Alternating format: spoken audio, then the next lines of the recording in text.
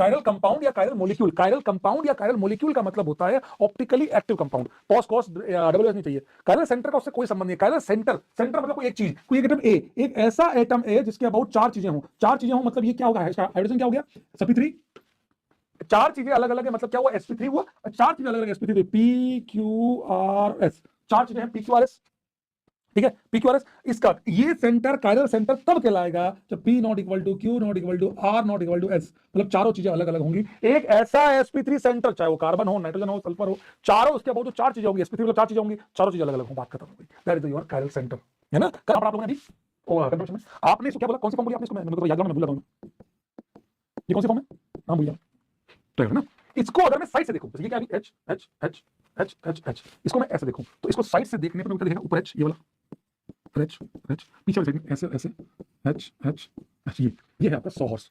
घोड़े को देखा तो ऐसा लगा, साइड से देखा, side view of Newman is known as sawhorse projection, कुछ नहीं है सॉहर्स प्रोजेक्शन, वेज या towards the viewer, towards the viewer या अप, डैश मतलब डाउन या अवे फ्रॉम द व्यूअर, या अवे फ्रॉम द व्यूअर। बहुत आसान है, सीरियसली बता रहा हूं मैं आपको। अगर तुम्हारी तरफ ऐसे, तुम्हारी तरफ आ रहा है, एच तुमसे दूर है, ऐसा, इसका ये मतलब होता है CL towards the viewer, H away from the viewer, यहां एच ना बेटा।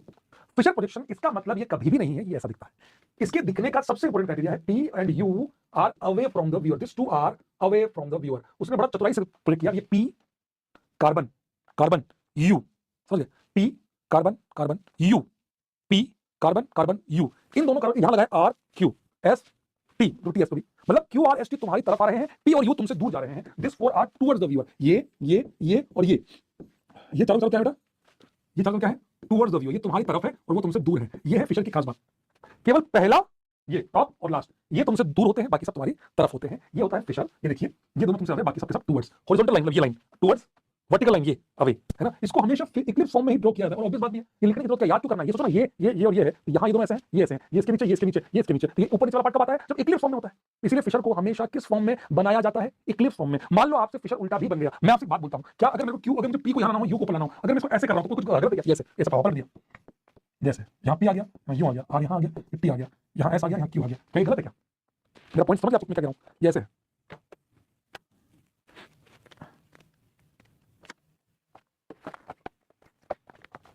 बिल्कुल गलत है, ये 100% गलत बना है, फिर ऐसे ऐसे है ना, ये आगे का मुंह जो है, ये वाला पी और यू, वो पी और ये यू, ये ऐसे, ये पी ऊपर यू है। अब मैं आपसे कह रहा हूं, मैं इसको ऐसे कर रहा हूं, तो जो ऊपर है, जो ऊपर है नीचे आ गया, नीचे ऊपर चला गया, लेकिन प्रॉब्लम क्या होगी, ये हमारी तरफ आ गए, हमें हमसे दूर चाहिए था, इसको ऐसे घुमाते लैम्बोर्गिनी की तरह, ऐसे लैम्बोर्गिनी ऊपर नीचे करना, ऐसे कर लो, ऐसे पलटना नहीं है, आप इसको पलटेगा, आप इसको ऐसे नहीं कर सकते जैसे आप अभी कर रहे थे, इसको पलट नहीं सकते ऐसे, ऐसा पलटोगे तो जो अवे है वो टुवर्ड्स हो जाएंगे, तो टुवर्ड्स से वो अवे हो जाएंगे, ये गलत है। इसलिए इसको ऐसे लैम्बोर्गिनी की तरह कर लीजिए, कोई दिक्कत वाली बात नहीं है। लैम्बोर्गिनी बोलते हैं इसको ऐसे, यूं, तो पी यहाँ आ गया, यू यहाँ आ गया, अभी मैं आपके और डाउट्स को भी क्लियर करूंगा, क्यू यहाँ आ गया, टी यहाँ हो गया, ऐसे यहाँ हो गया, that is a perfect Fisher.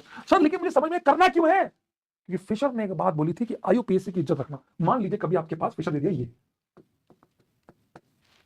ये CHO FCl भी आ रहा है, ये दे दिया, अब आप सोचिएगा अगर इस प्रकार का कुछ दे दिया तो आईयूपीएसी की इज्जत चली गई ना। आईयूपीएसी कह रहा है नंबर यहां से होगी 1 2 3 4, गलत है, नंबरिंग शुड बी फ्रॉम 1 1 2 3 4। इसीलिए इस चीज को क्लियर करने के लिए हमने कहा इसको ऐसे करो, आप इसको है ना ऐसे मत घुमाइए, आप इसको ऐसे घुमाइए, ये ऐसे, ये तमीज के साथ लैम्बोर्गिनी टाइप, ताकि जो जहां था वो वहीं रहे, कोई दिक्कत ना आए।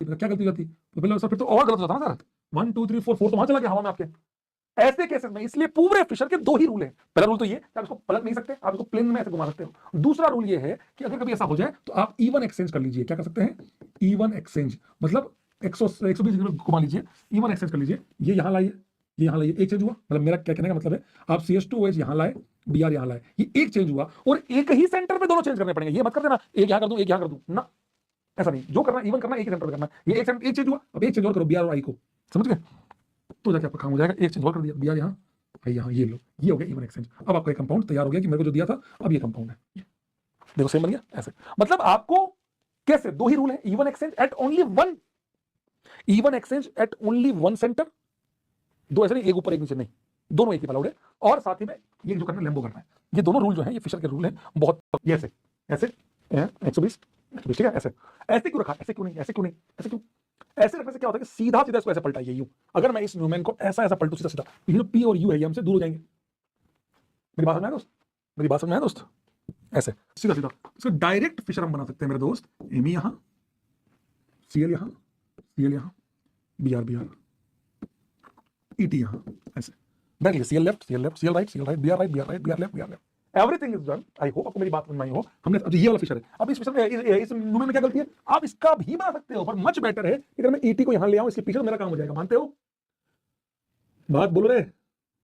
ये एमी ऊपर, सीएल लेफ्ट में, बीआर राइट में, ईटी को यहां लाओगे तो एमी के पीछे आ गया ईटी, बीआर के पीछे कौन आएगा ये बताओ। अगर आप इसको ऐसे घुमाओगे तो बीआर के पीछे कौन आएगा आप बताओ। यहां गया ओएच, यहां आया सीएल, यहां आया सीएल के पीछे सीएल, बीआर के पीछे ओएच। परफेक्ट, 1 2 3 4 5 ऐसे नंबरिंग भी ऐसे होगी, परफेक्ट नंबरिंग होगी। समझे दोस्त? ऐसे ये ऐसे करते हैं, ऐसे इनको आराम CS3 कार्बन कार्बन CS3। इस वाले क्रम में क्या है, सीएल तुम्हारी तरफ है, ओएच तुमसे दूर है, बीआर तुम्हारी तरफ है, सीएल तुमसे दूर है। यही है बेटा, यही है ना। ऊपर से इसको पूरा का पूरा प्रोजेक्ट मारो नीचे, ऐसे देखो इसको। आप इस कंपाउंड को अपने नीचे इमेजिन करो एक बार, कार्बन एमी, ये एमी कार्बन सीएल इधर। तो जब आप इसका फिशर बनाओगे, आप इसको प्रोजेक्ट करोगे नीचे जमीन पे, तो क्या आपको ऐसा कुछ दिखेगा दोस्त? ऐसा कुछ देखो, ध्यान से देखना बेटा। एमी यहाँ नीचे क्या दिखेगा, जो आपका सीएल ऐसे है, ओएच है, तो नीचे क्या दिखेगा ऐसे, इधर सीएल इधर ओएच। मानते हो दोस्त? बीआर नीचे, सीएल यहाँ, एमी।